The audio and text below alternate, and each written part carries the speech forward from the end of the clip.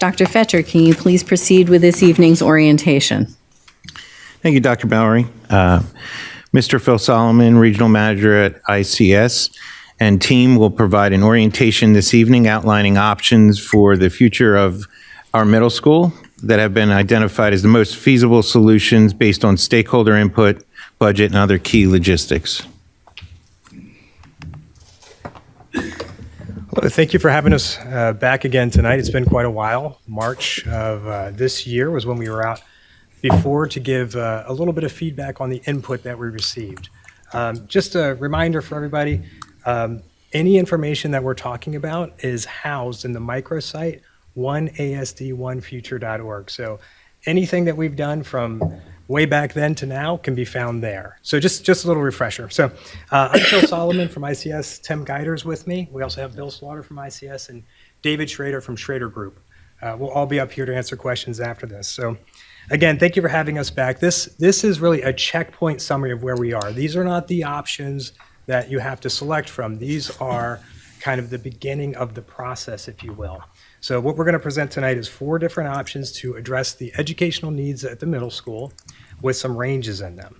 And what we're trying to do is have this other community input session, community, stakeholder, et cetera, to help us start to center on some of these ranges. So just don't be alarmed. This is part of the process, not the end of the process. So that all being said, the agenda we'll go through tonight is where have we been to date?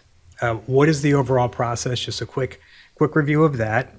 And then what input did we gather from the community and how did we respond to that? How did we come up with the 4 options that we have right now? How do we narrow down the options moving forward?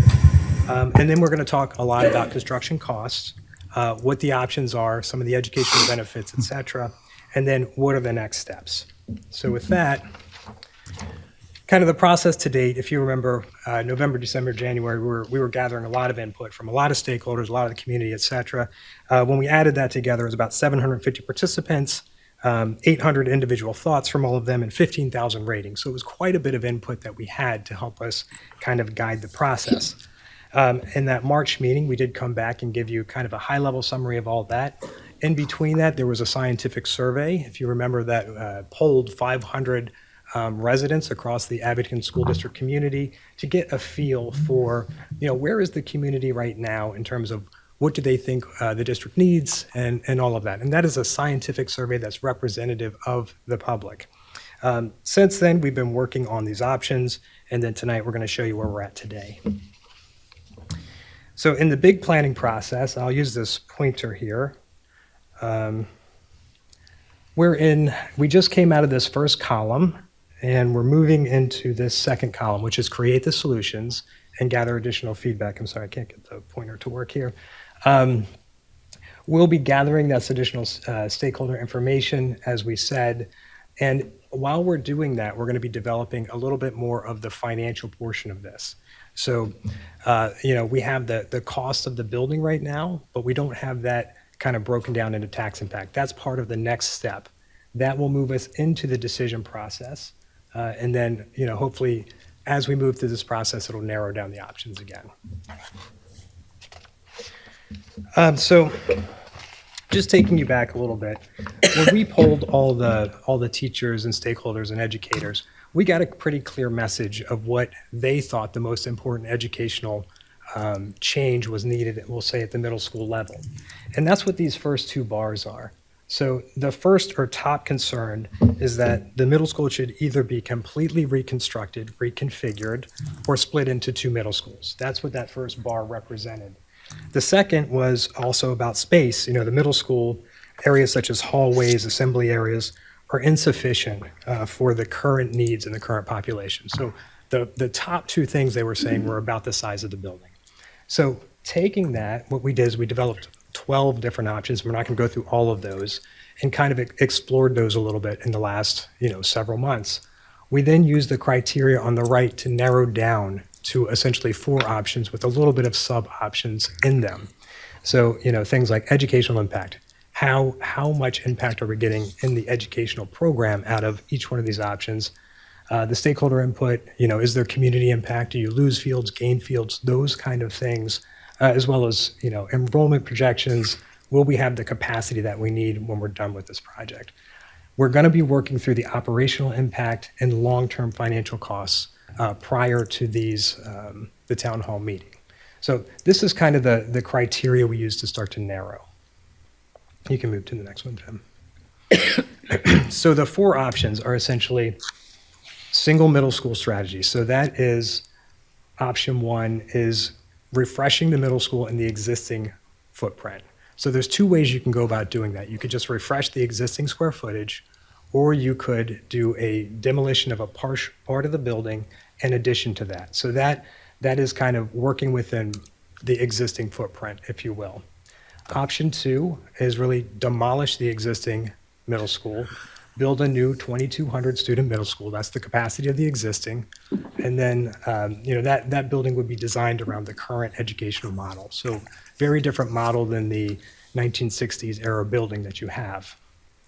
Option 3 is starting to get into that, let's make a smaller building. So that splits the existing middle school into 2 1,100 student middle schools. Essentially we'll split the population there. And then option 4 is kind of a different way to get at the smaller building. So this is reconfiguring the grade configuration. So currently you're K5, 6, 8, 9, 12. This would actually build a 5, 6 building and a 7, 8 building. Both would be smaller than the existing middle school, so just a different way to kind of reduce the size of the building.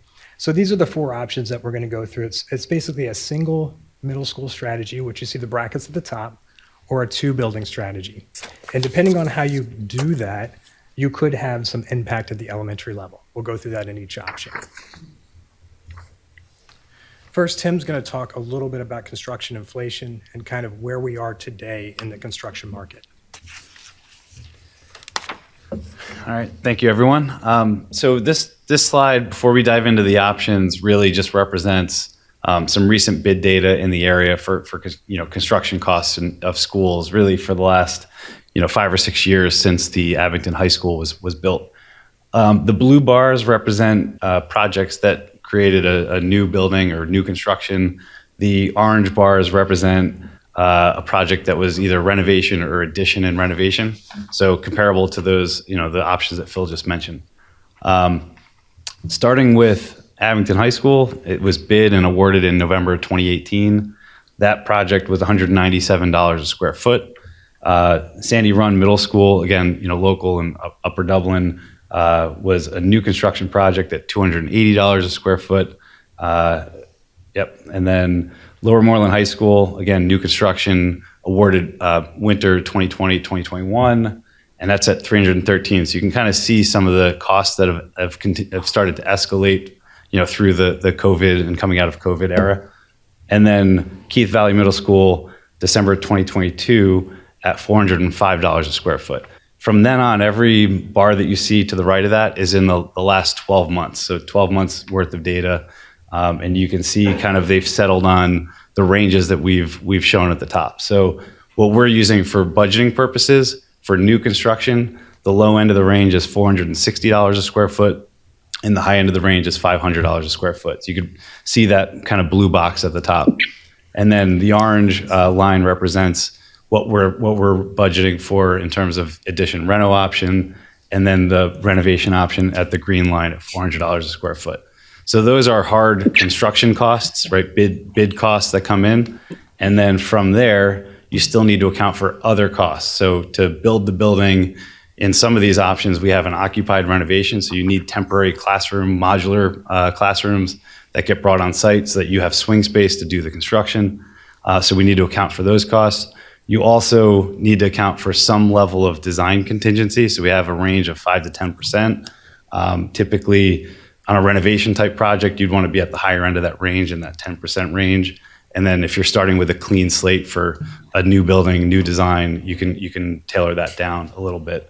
And then also you've got years before a shovel would go into the ground. So you need to account for not only where the costs are today, but where they will be when this goes out to bid. So we have another 4 to 5% of construction cost escalation built into the numbers that we're going to go over here. And then lastly, soft costs in the 20 to 25% range that really cover, design, permitting, construction contingency, new furniture, things like that. So you'll see as we go through these slides, we have kind of within each option, we have more of an aggressive budget, which is, tighter numbers, and then more of a conservative budget. And again, this is a starting point. Over the next few months, we're going to work through, gather the input, like Phil mentioned, work through some of the scoping, and drill into a number before any decisions are made going forward.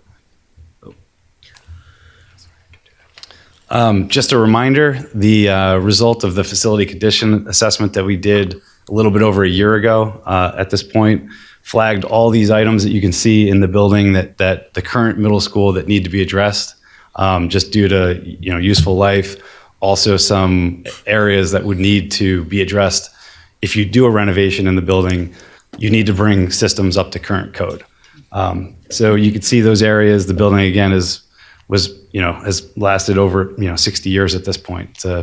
It's needs some ADA improvements for bringing up the code, sprinkler system throughout, mechanical, electrical, plumbing replacements, and again, these items are all listed in the feasibility study or the facility condition assessment that we provided in August of last year. Oh.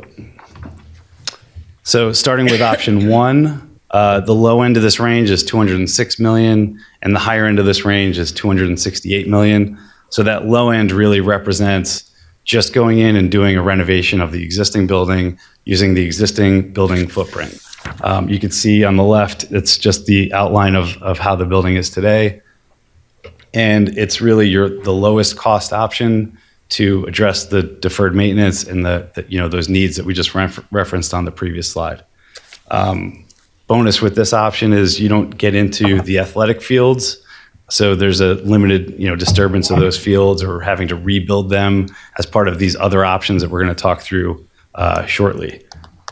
And then with this option, you are limited because you're working within the confines of the existing footprint.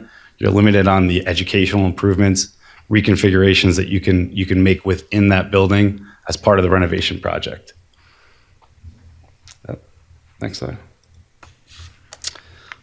So another option, like Phil mentioned, sub-option within this single building strategy would be an addition and renovation option. So you do that partial demo of some of the common spaces, the performing arts area, the phys ed areas, and then you rebuild and expand the common areas, and then you renovate the existing portions of the building to allow for additional classroom and special education space.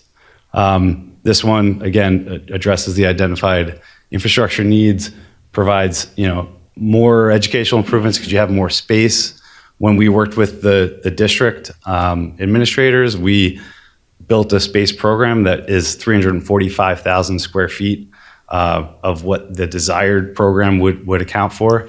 Your current building is 301,000, so it's quite a bit more in the new program that was kind of selected. And then here we'll go through kind of the budget breakdown for these two options. You can see they're broken down into two columns. You have kind of more the aggressive or the lower budget at $206 million, and the conservative budget at $268 million. So starting from the top, the building square footage is different, as I just mentioned. The renovation option, where you're not adding any square footage, is 301,000. And the addition renovation option is 345,000. So both buildings could account for the 2,200 students in terms of capacity. It's just the way you use that space would be a little bit different without the extra, roughly 45,000 square feet. So that tells you the construction costs for general mechanical, electrical, and plumbing costs for the building. And then from there, demolition and site work is accounted for, and modular classrooms in both options that you need to bring in on site for you to create that swing space for construction. And then construction cost escalation, you can see the range of 4 to 5%, on the aggressive side and the conservative side, and design contingency at 10%. Like I mentioned before, it's a renovation, you want to stay at the higher end of that range for design contingency when you get into a building renovation for some unforeseen items during design that you have to account for. So that dictates the total construction budget. And then kind of below that line, there's also construction contingency in the 5 to 10% range and professional services to account for the 206 and the 268 million. So I went through this in a little bit more detail on this slide. You'll see slides for all the options like this that we're not going to go through each individual item, but they're all similar items on future slides. So option 2 is demolition and construction of a completely new middle school. You can see the range is between 252 million and 307 million. And you can see the new building would be right where the fields are and the tennis courts are currently. So with this option, you would need to rebuild the fields and the tennis courts and the track in that upper right-hand portion of that image that you're seeing. So with this, you have a ground-up new design, so you really can dictate what you want that building to look like for that 345,000 square feet. It allows you to offer the middle school teaming model, and you wouldn't need to relocate the students or bring in the modulars because you can build that building. Once it's done, you can use the building for students, and then you can demo the existing building. And then here's the breakdown of the cost ranges, again, between the 252 million and the 307 million. So, really you could see some of the differences in cost escalation, construction costs, design contingency, construction contingency, and we're really creating kind of guardrails for the cost of this option on the low end and the high end. And then we're going to go drill into that over the next couple months and then come back with, a number that we settle on. All right, I'll give Tim a break here just to speak. So now we get into the 2 middle school options. So the first one of these would be build a new middle school on the campus and then build another one on one of your sites that the district owns, Glenside Weldon. So this option that we're showing is in the $320 million range. So this is the new building on campus, new building Glenside Weldon. So what you get is, obviously you're creating a smaller population in each building. So you're kind of addressing some of that top concern. Less transition between the elementary and the middle school, so it doesn't feel like as big. There are going to be some duplications of services. So you're operating 2 buildings instead of 1. You obviously get economies of scale in a single building. When you operate 2, there's going to be additional costs. Administration is working through a model of what that may look like. That will come out as part of the financial next step, if you will. It would require redistricting in the middle school population, which is always tricky. So you'd have to split your middle school population into each building. So that is redistricting, which is always challenging. It is a higher cost option, obviously, and we still would have to relocate the track and field because where we're building behind the administration building, that's where they exist right now. The next one, even with this, one of the big concerns of building a building of this size on Glenside Weldon is it's a relatively small site. So, I do want to caveat it with we need to go do another step of due diligence with the municipal agencies and make sure that they would be comfortable with that size building on that size site. It appears that it would be, but there probably will be variances necessary. So that's part of the next step of due diligence is to try to figure out, could we fit a building this size on Glenside Weldon? Now, another way to do this, build 2 middle schools, is essentially to use Copper Beach as one. So you need an addition and renovation at Copper Beach, and then build a new elementary school on campus. Build the new middle school on campus. So you have your 2 middle schools, and then you essentially would have to relocate Copper Beach Elementary School to Glenside Weldon. It fits the site a little bit better, but obviously you're now addressing 3 full buildings. So that moves that number, quite significantly from that $320 million range to the $497 million range. But you're addressing quite a bit more square footage. You can move to the next. So the way that this is set up, when we did the guardrails, it's kind of apples and oranges. So we're looking at the simplest solution on the aggressive side. That's the 2 middle schools. And we're using a little more aggressive of the assumptions that we go in with. On the right side, the conservative, you can see that it's quite a bit more square footage, 598, because you're basically building a whole new elementary school as well. So that really shows the change in cost there and what's driving that. You work these all the way down to the bottom, and obviously that gives you the range. And again, this is kind of low end, high end. We're still going to be doing more work to center this down. Go to the next one. So option 4 is, again, this is a different way to get at a smaller building. It is the grade realignment. The administration wanted to look through every different option that they could to really kind of break this school into smaller chunks. So this would be 5-6 center and a 7-8 center. Ideally, the 5-6 center would be at Copper Beach, so we'd use that building. And then we would do the 7-8 building, also on campus, brand new. And then again, we would have to move Copper Beach to Glenside Weldon. Now, in this scenario, since you are reconfiguring the grade, your elementary schools would be K4, 5, 6, 7, 8, 9, 12. So, you're really reconfiguring the grade structure. It does create a smaller building, smaller buildings. It does create one additional transition for students. So you got to weigh the educational benefits of the smaller building with the additional transition, as well as a ton of other things. Again, there's going to be duplication of services here because you got 2 buildings instead of 1. It is certainly higher cost, and you still have to relocate the track and field, and you got to move the existing Copper Beach. So when you look into the estimate, when you look at the aggressive side, that is essentially just looking at an addition to Copper Beach to configure it for the size needed for a 5-6 building. And then the conservative side is do the addition and dig all the way into the existing Copper Beach and renovate the entire building. So your range here is 365 million to over 500 million, 505 million. Again, ranges and concepts here. So when we boil it all down, we go back to the big blocks and then we give the ranges just to sum it up on a single page. So option 1, 2, 3, 4, and then you have the ranges in the bottom. This next step is going to take those dollar values, which are substantial, and then turn it into tax impact, turn it into operational and budget impact so that you can get more context for what those numbers are. That's in process right now.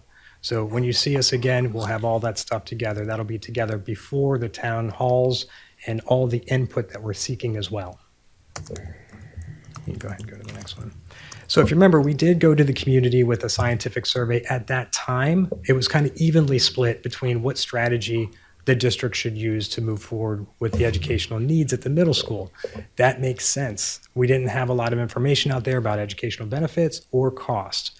When we go back after we do this big communication strategy with all the benefits, costs, and all those things, we would assume the community to start to narrow into one of these areas. You can do the next slide, Tim. So, I know I've mentioned input a bunch of times, so we're kind of in process now, and this is a checkpoint summary. So we still have quite a bit of communications. The district released the next town hall. There will also be asynchronous opportunities for people to provide input. If you can't make the town hall, that's not a problem. We're going to record everything. That's going to be pushed out into the public, and that whoever watches that can also give input, on their own time frame. So if you can't make it, no problem. Everybody's input is important.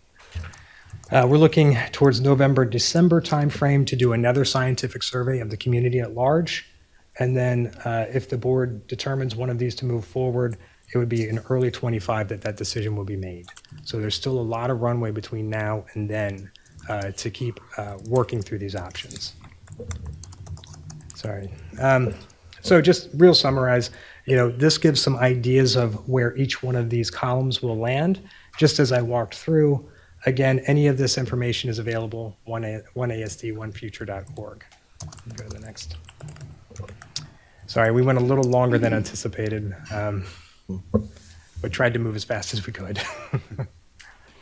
Thank you. Questions from board members? I think when you're referring to option 1, you mentioned that there would be a minus of 45,000 square feet rather. Is that familiar? What So- exactly does that mean? Yeah, no, that was a good pickup. Yeah, so the existing middle school is about 300,000 square feet. When we looked at the educational program that's being delivered in the middle school, it actually requires a little bit more space, 345,000 square feet. So if you just did the renovate the existing footprint only, it's a little bit short in the program that you want to run there, the educators want to run there. That's the difference. So for option 2, would it accommodate that square footage? Yeah, that's built around the 345,000 square feet, correct. Along with option 1, on slides 9 and 10, it was listed as like a consideration, was quote, limited educational improvement for that option. Can you expand a little bit on that as opposed, that wasn't listed for option 2, which would be a full new build? Can you talk a little bit about that? Sure, yeah. So when you're working from within the confines of the middle school, it is set up in a maybe not as modern as we would like. So you're going to have to redo that building from inside out. So we're not going to be able to change locations. We have to use the footprints that's there, and we'll try to fit the teaming model, that's your educational program, into the existing footprint. That might not work 100%. So some of the things may not be able to be reconfigured the way that you would like in a clean sheet of paper. So if you think about the teaming model, you actually have kind of groups of kids, right? So 100 to 120-ish kids that kind of work together through different things. The existing middle school was never designed like that. That was an era of the 1960s, more kind of a factory mindset, not the innovation mindset that we are today. So we're still working within that footprint in the existing. Now we get a little of that educational back when we do the addition, because we have some more flexibility to add that square footage. But it's still not a clean sheet of paper. And that's coming from, that team approach is from survey data that we had from our educators and administrators within the building that are currently teaching in that building right now. Correct. Thank Yeah, you. all of the data that we use is from your educators. It's not just random, white papers that we found. That's why we pulled them all. So we literally pulled all of your educators. They all had input in 2 different formats, one in a broad format and then a very narrow format specifically about their building. So it was the middle school educators commenting on the middle school, high school, and high school, et cetera. Okay, thank you. Could you speak to the option 1 bare minimum, essentially in regards to the feasibility study and deferred maintenance? Well, yeah, absolutely. I mean, we would address all the deferred maintenance in that option 1. So that's really kind of just, any of the items that need to be updated, that's what that does. And it does reconfigure the classrooms and things like that as much as possible. It does bring the building up to current ADA standards. It doesn't increase the square footage of the building. It is the building as it sits now, square footage wise, but with some reconfiguration interiorly. I'm not sure if that answers your And question. yeah, and if we don't go with the option 1, what does that mean for the middle school? Well, I mean, currently, I don't know if there's really a plan B. I mean, the middle school is well beyond its useful life. You have certainly gotten every bit of use out of that building. It's served you very well.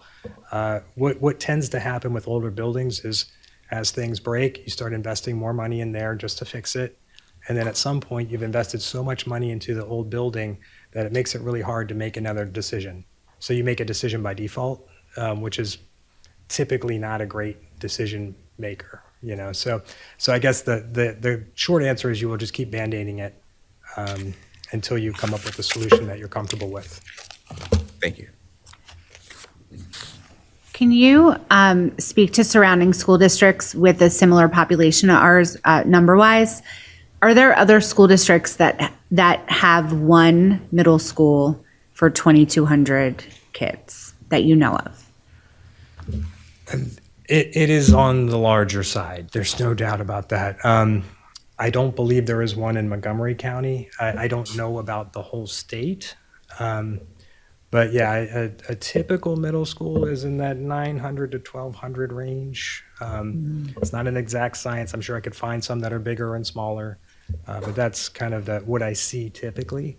So yours is significantly bigger at that 2,200 student. Yeah, I can add. We did look at just in Montgomery County. The median middle school in this county is between 800 and 900 students. So Abington is at 2,200. That's, more than double the median. Good evening, everyone. Can you hear me clearly? Yes. Yes. Excellent.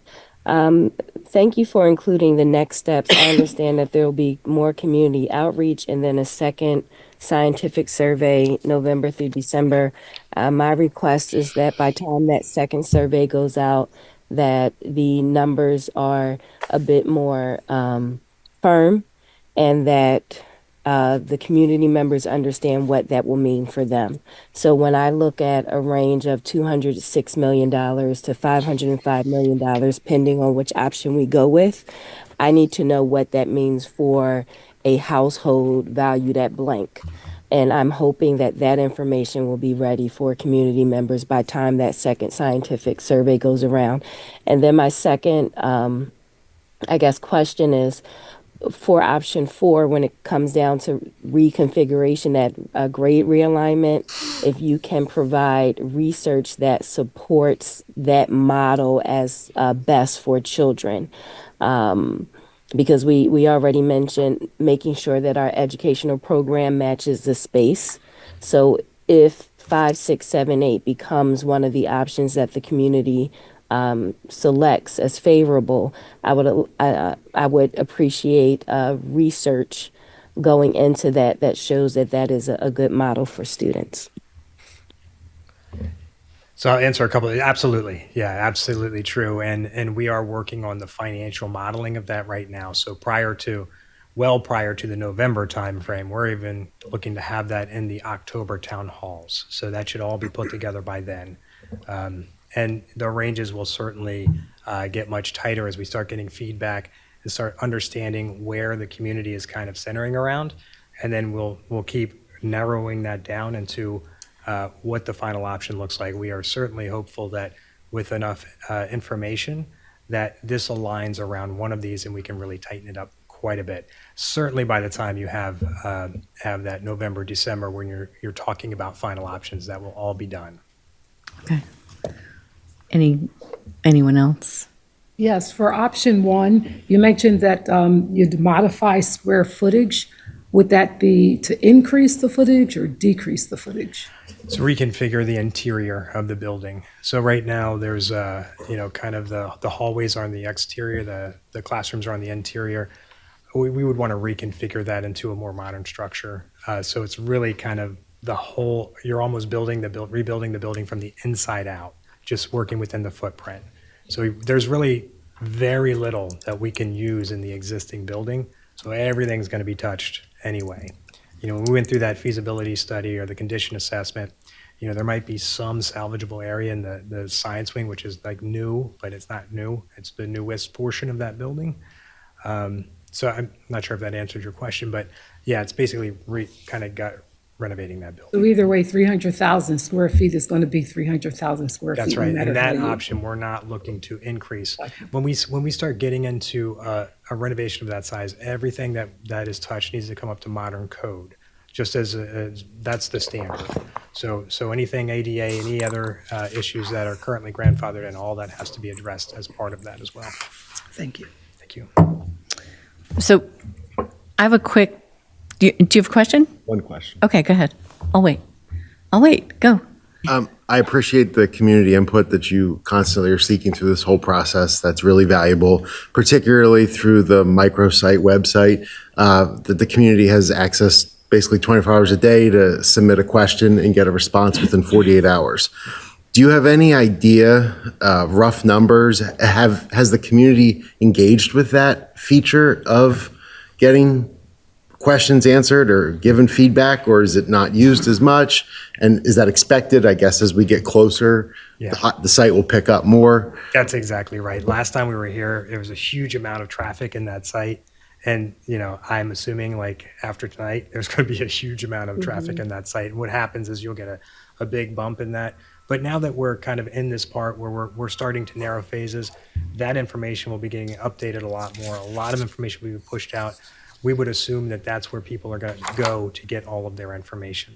And what we typically see in these processes is after you kind of get to this point when you're starting to really narrow things down, the traffic increases and then it maintains an increased thing. And then at key points, it gets really large. That's the best thing that can happen for us. I mean, the best thing is that they're going to get accurate information there, and it's not what they saw on Facebook or whatever. Exactly. You know, it's like, this is the information. Everything's going to be totally transparent. Every report that's done, all the questions, all the frequently asked questions.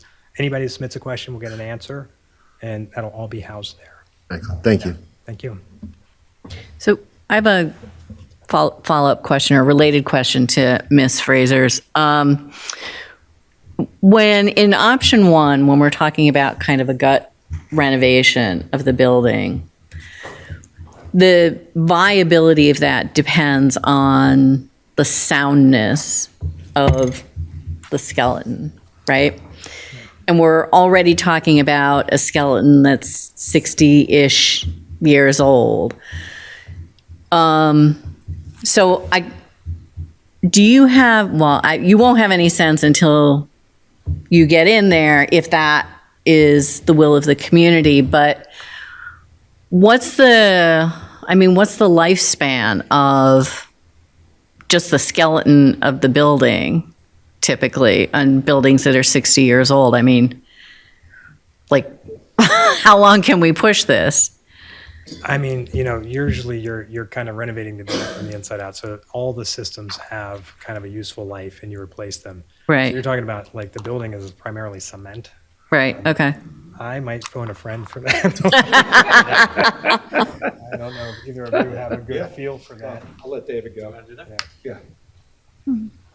Yeah, so good question, because this is coming up a lot lately for buildings of the same era. This one happens to be a very unique structure in that the structure is sound. So that building is there. But if you really think about how the building's constructed, the exterior, the interior walls, and Phil was kind of getting to this, the interior walls, as you might remember, a number of those are panelized construction. Okay. The intent was to make them flexible. You didn't use them flexibly, nobody does.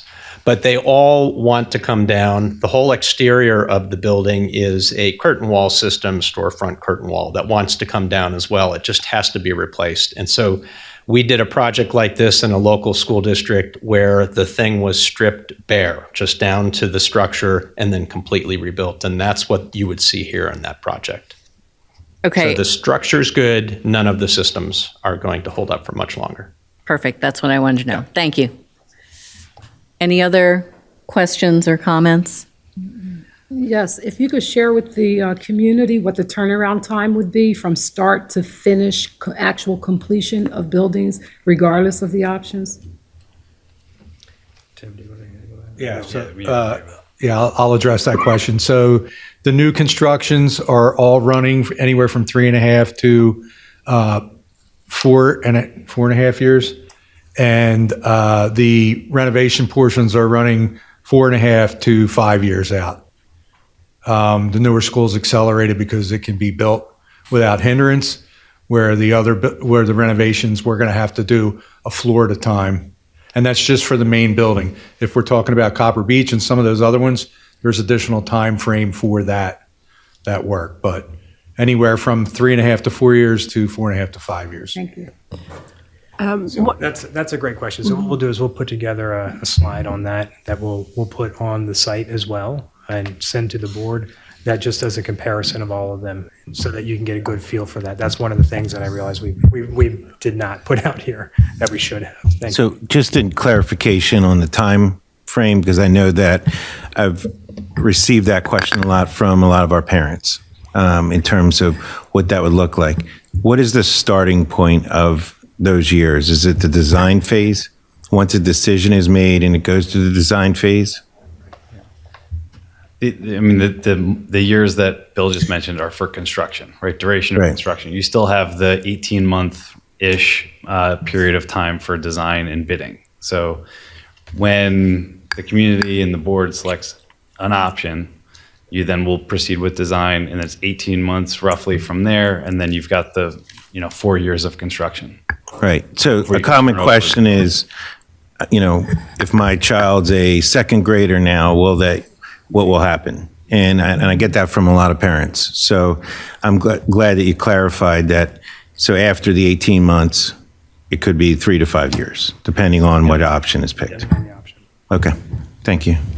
Just a follow-up question regarding some of the options. It's listed, I know in option 1, and I would imagine potentially in 3 and 4, about how we're housing and educating students in the process. It talks about added need for modular or additional, education space. Is that added into the costs that you have here? It is. It's a line item. It is, okay. In the option 1, where Yeah. you're doing an occupied renovation, it would be required. There's just no way to do to Right. phase it that you would not need modular classrooms. And unfortunately, when you do that, these are temporary rental units. So that's money it's not really going in the building. It's going into the kind of the cost to construct the building, but it's not like a long-term value for you. And the same would go for athletic fields and usage. Is that added into the cost of this for us to however that would look? I'm not sure how that would look, and but it would is. that be added in? There is a line item in each one of those cost Okay, estimates there for is, yeah. any time where we're looking at putting a building behind this building, this administration building. Mm-hmm. There's essentially 3 fields. There's a track and 2 fields back there. All of that would be relocated to where the existing middle school is. So we'd build new, you would then demo, and then you would build the tracks and field there. So it's a multi-step process. So fields would be impacted during construction. And we'd have to find a place for the students during that time and Yes. finance that as well, Yes. outside of the costs that are presented to us. That we don't have like rental fields. So that would be additional costs for Correct. us Yeah, that to is cover, or not- for the district to cover. Thank you. Sorry, that's not included in the cost right now. It could be though, so it's a good get. Can you speak to the updates and renovations that would have to be done to Copper Beach in order to make it a middle school or a 5-6 center or 7-8 center? What would have to be done to Copper Beach? Because we keep talking about renovating it. Can you just clarify that? Yeah. So with that, we showed the addition that would be required. So, and your number of students in that space would go from 1,000 to roughly 1,500 students. So some of the common areas would need to be addressed and increased in size. And also you just need a different, different spaces that you can offer for some of the special education programs, small group instruction, that you'd want to build into the middle school option there. Does that answer your question? Yeah. It's also, but is it also like systems that need to be updated as well? Yeah, the building is over 20 to 25 years old at this point. So it is on the list for, again, in the facility condition assessment that we did, there are needs at the elementary school levels as well, and Copper Beach is one of them. There's significant need. I don't know the number off the top of my head, but it's in the excess of 10 to 15 million. I'm sorry, go ahead. Okay, I guess, options 1, there's a difference in square footage. Then option 2, we're at the same square footage with kind of our height and our variance as far as like aggressive versus conservatives. Option 3 is where it kind of changes a little bit and we get into the 2 middle school option versus 2 middle school and a new elementary school. And then it looks like option 4 is both 2 middle school with a new elementary school building.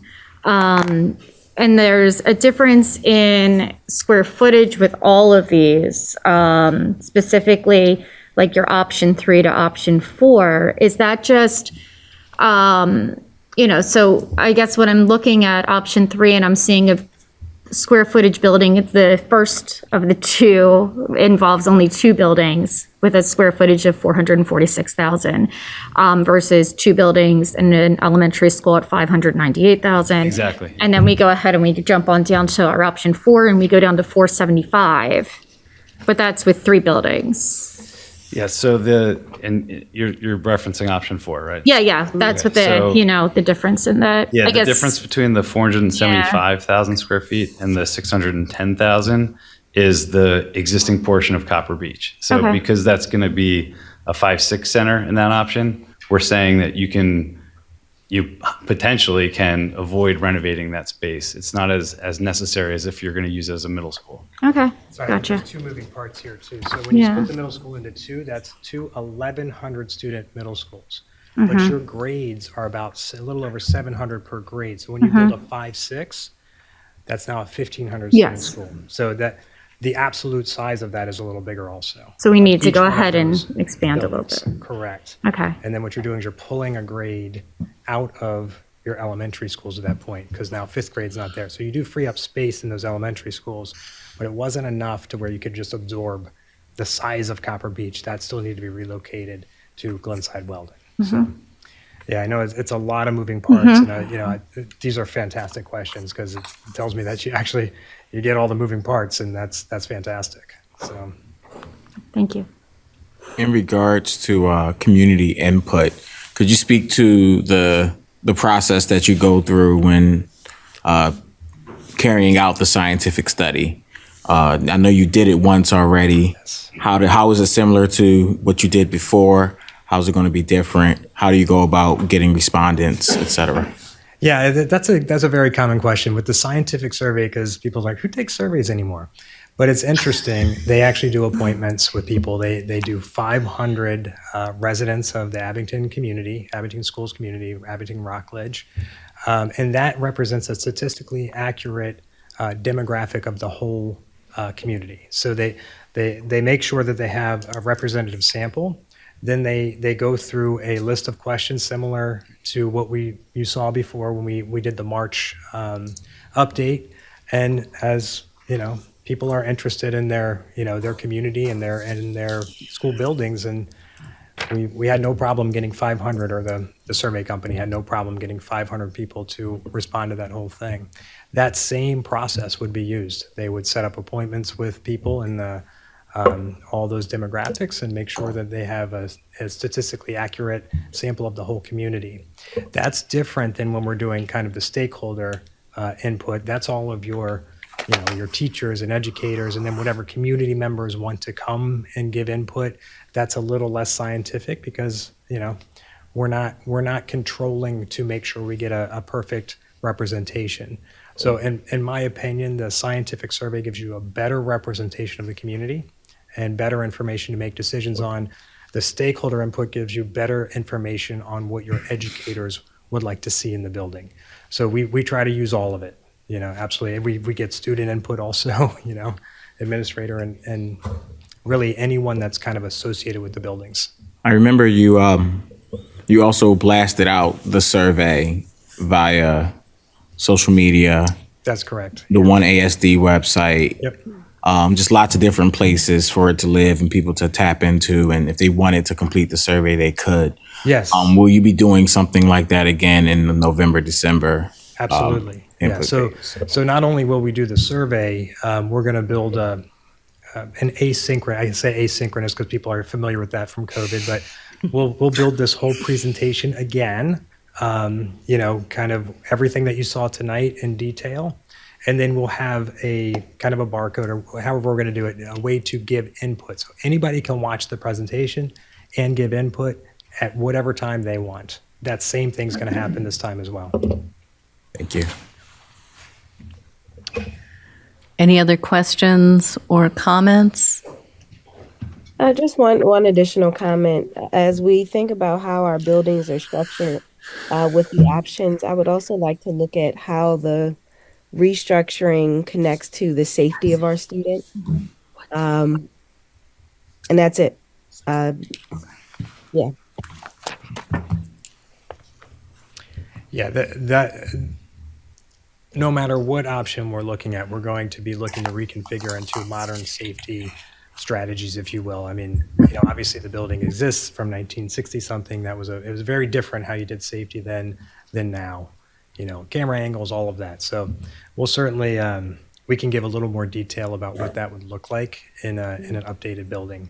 Certainly something that's on the radar, and certainly something that actually came back as one of the priorities in the top 15 for all participants was safety and security. Okay. Anything else?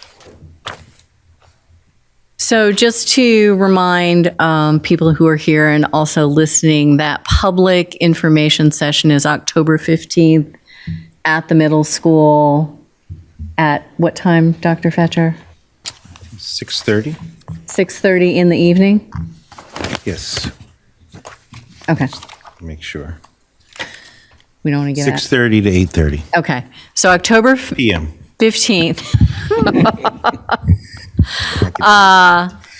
In the little auditorium at the middle school from 6:30 in the evening until 8:30, all members of the community are welcome.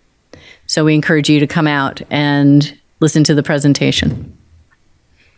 All right, thank you.